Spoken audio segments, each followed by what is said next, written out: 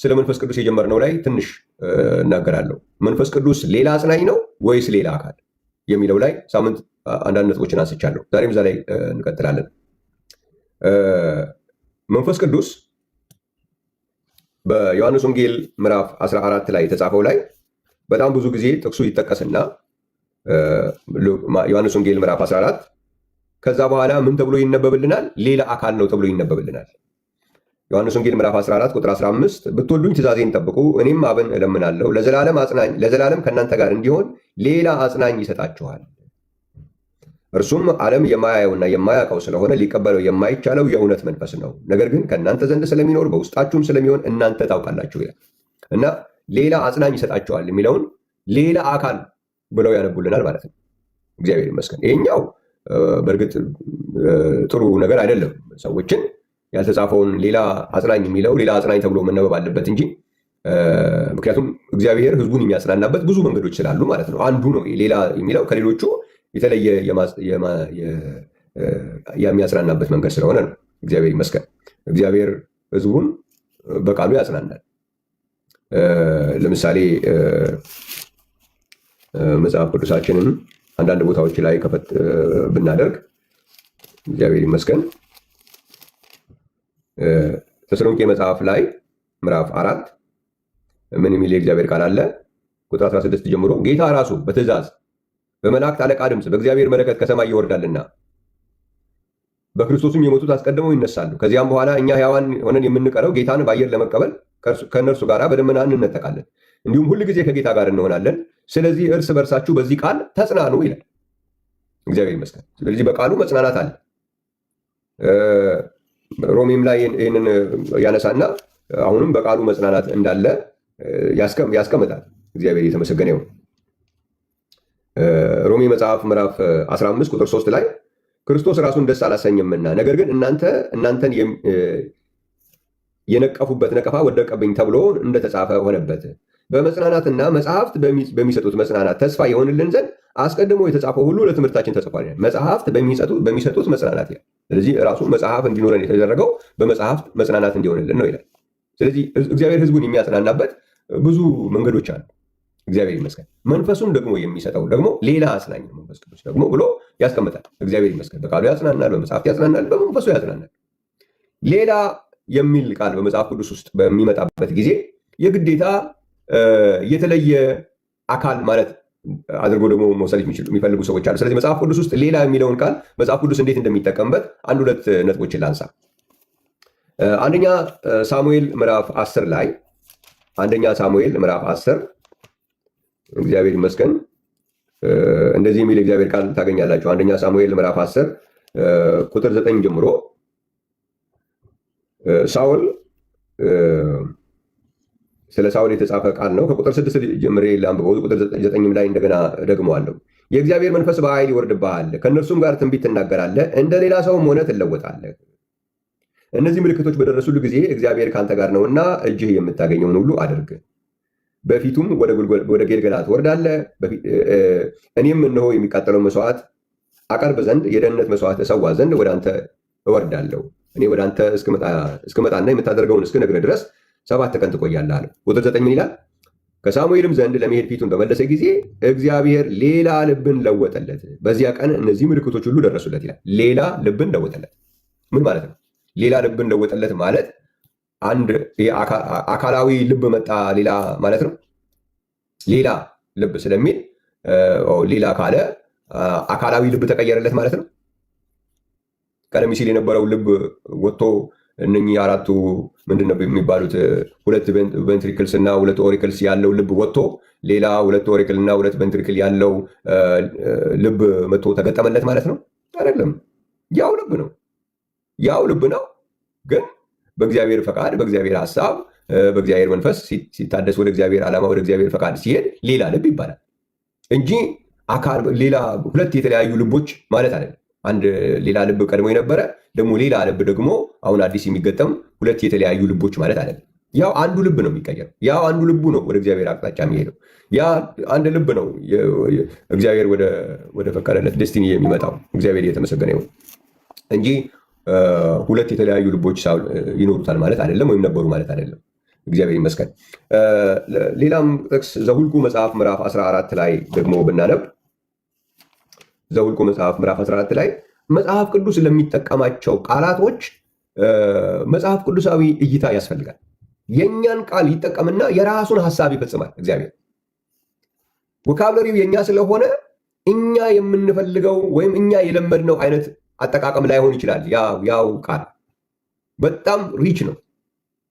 እግዚአብሔር ይመስገን። እግዚአብሔር በአገላለጽ ባለጸጋ ነው። በአገላለጽ ባለጸጋ ነው። እኛ የምንጠቀምበትን ቃል ወስዶ በጣም ለተለየና ከፍ ላለ አገላለጽ ይጠቀምበታል። እግዚአብሔር የተመሰገነ ይሁን። ብዙ ናቸው መጽሐፍ ቅዱስ እንደዛ የሚል አሁን ጨው ብሎ መጽሐፍ ቅዱስ የሚጠቀምበት ጨው በጣም የተለየ ነው። እግዚአብሔር ይመስገን እንጂ እኛ ወጥ ለማጣፈጫ የምንጨምረው ጠጠር ምናምን ማለት አይደለም። አሸዋ ማለት አይደለም። እግዚአብሔር ይመስገን። ለተለየ ዓላማ ራሱ ክርስቲያኖችን ጨው አድርጎ ሊጠቀምበት ይችላል። እግዚአብሔር ይመስገን።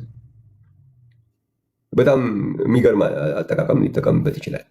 ወይን ብሎ እኛ የምናውቀው ወይን ሳይሆን ሌላ አድርጎ ሊጠቀምበት ይችላል። እግዚአብሔር የተመሰገነ ነው።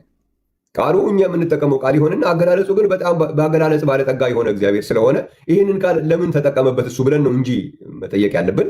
ለምን ዓላማ ነው መጽሐፍ ቅዱስ ይህን የተጠቀመበት ብለን ነው እንጂ የምንጠይቀው። እኛ የምንጠቀመው እንደዚህ ስለሆነ እሱም የተጠቀመው ለዚህ ዓላማ ብቻ ነው ብለን መገደብ አንችልም። መጽሐፉ ላይ አውዱ ላይ በደንብ አድርገን እያገላበጥን ማየት አስፈላጊ ይሆናል። እግዚአብሔር የተመሰገነ ይሁን። ብዙ ነገሮች አሉ፣ በጣም ብዙ። አሁን ጊዜያቸውን በዚህ መውሰድ አልፈልግም። በግ ብሎ ክርስቲያን ሊያደርገው ይችላል። ፍየል ብሎ ኃጢአተኞችን ሊያመጣ ይችላል። እኛ ፍየል የምንጠቀመው የቤት እንስሳ ማለት ስለሆነ ፍየል የሚባል ባየን ቁጥር የቤት እንስሳ ልንል አንችልም።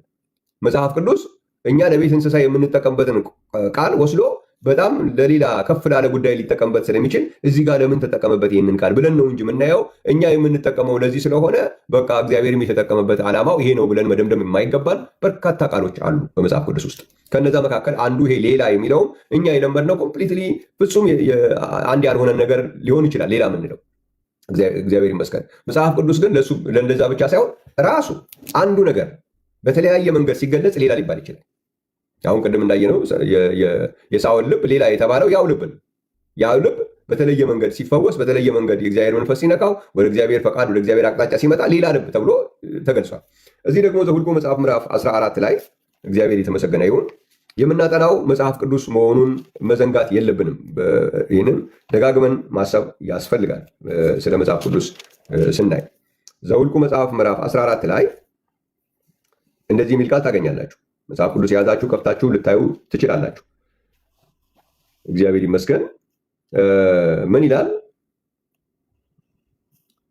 ከቁጥር 20 ጀምሮ ባነበው እግዚአብሔርም አለ እንደ ቃልህ ይቅር አሉ፣ ነገር ግን እኔ ሕያው ነኝና በእውነት የእግዚአብሔር ክብር ምድርን ሁሉ ይሞላል። በግብፅ ምድርና በምድረ በዳ ያደረግኩትን ተአምራቴንና ክብሬን ያዩ እነዚህ ሰዎች ሁሉ 10 ጊዜ ስለተፈታተኑኝ ነገሬንም ስላልሰሙ በእውነት ለአባቶቻቸው የማልኩላቸውን ምድር አያዩም፣ ከእነርሱም የናቀኝ ሰው ሁሉ አያያትም። ባሪያዬ ካሌብ ግን ሌላ መንፈስ ከእርሱ ጋር ስለሆነ ፈጽሞም ስለተከተለኝ እርሱ ወደ ገባበት ምድር አገባዋለሁ፣ ዘሩም ይወርሳታል ይላል። ባሪያዬ ካሌብ ግን ሌላ መንፈስ ከእርሱ ጋር ስለሆነ ይላል። እግዚአብሔር ይመስገን። ያው አሁን ሌላ መንፈስ የሚለው ከእግዚአብሔር መንፈስ ውጭ የተለየ ማለት አይደለም። እግዚአብሔር የተመሰገነ ይሁን። እንደነሱ አይነት አስተሳሰብ ስላላሰበ እነሱ ሌሎቹ ልክ ያልሆነውን ሀሳብ ስላላሰበ የእሱን ምን ተባለ? ሌላ መንፈስ ተብሎ ተገለጸ። ሌላ አካል ማለት አይደለም። ወይም ቀድሞ የነበረው መንፈስ ሌላ፣ አሁን ደግሞ ካሌብ የሚኖረው መንፈስ ሌላ ነው ማለት አይደለም። እግዚአብሔር የተመሰገነ ይሁን። በዘካርያስ ማነው ይቅርታ፣ ኤርሚያስ መጽሐፍ ምዕራፍ 14 ላይ ደግሞ ስትመጡ ኤርሚያስ ምዕራፍ 14 ላይ እዚህም አንድ ሌላ ቃል መጨመር ይችላለሁ። በጣም በርካታ ናቸው። እኔ እንዲሁ ዝም ብሎ ለምሳሌ ያክል ነው አንዳንዱንም ማስቀምጠው።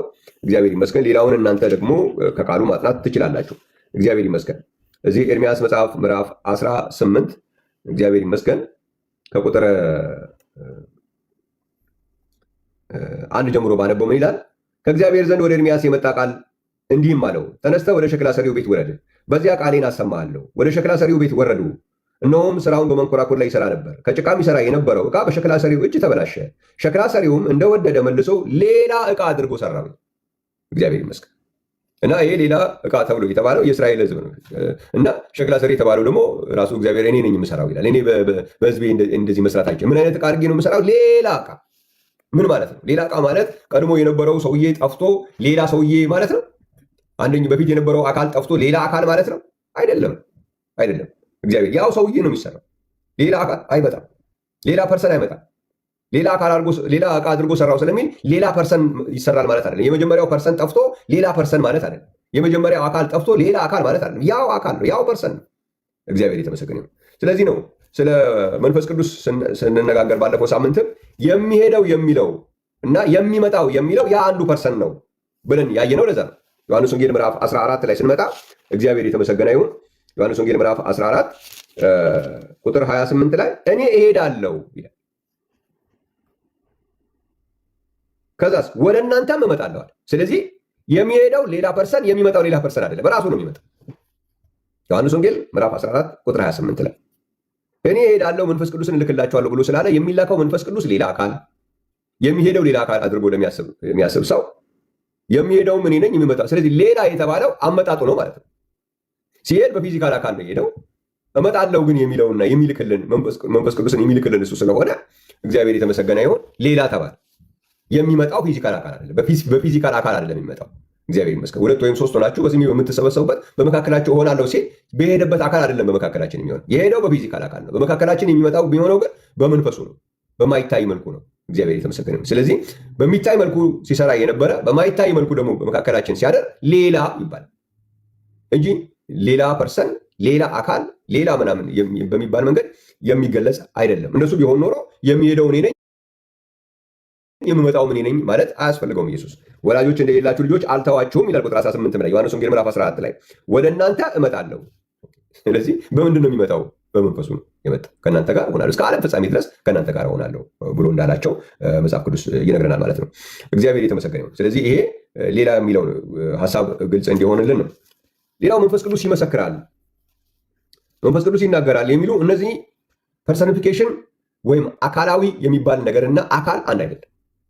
እግዚአብሔር ይመስገን። አካላዊ አገላለጾች አሉ። ለአካል የሚሰጡ አገላለጾች ይሰጣሉ። አካል ላልሆኑ ወይም ፐርሰን ላልሆኑ ነገሮች ለፐርሰን የሚሰጡ ቃሎች ሲሰጡ ፐርሰኒፊኬሽን ይባላል ወይም አካላዊ አገላለጽ ይባላል። አካል ማለት ግን አይደለም።